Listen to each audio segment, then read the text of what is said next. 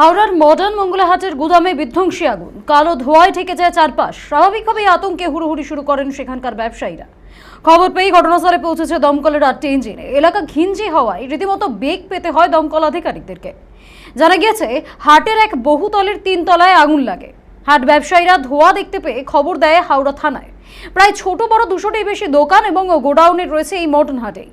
Short circuit থেকে আগুন বলে অনুমান দমকল আধিকারিকদের। প্রায় 1.5 ঘন্টার চেষ্টায় আগুন নিয়ন্ত্রণে আসে। তবে কিভাবে আগুন লেগেছে তা পুরো বিষয়টি খতিয়ে দেখবে দমকল আধিকারিকেরা।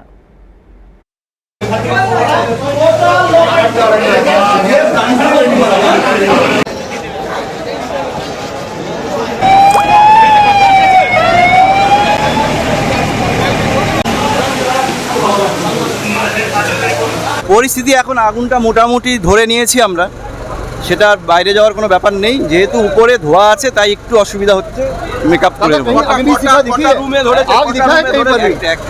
অগ্নি নির্বাপন ব্যবস্থা এবং ব্রিগেডের, ফায়ার ব্রিগেডের আমাদের অফিসার বন্ধুরা যারা রয়েছেন তারা মানে নিশ্চিন্তে কাজ করবে সেই পরিসরটুকু না পাওয়া, সেই জায়গাটা থেকে এবং যে কন্ট্রোলটা রাখার দরকার ছিল, যে সমস্ত সংস্থায় কন্ট্রোলগুলো রাখার দরকার আছে, তাদের উদাসীনতা এর জন্য দায়ী।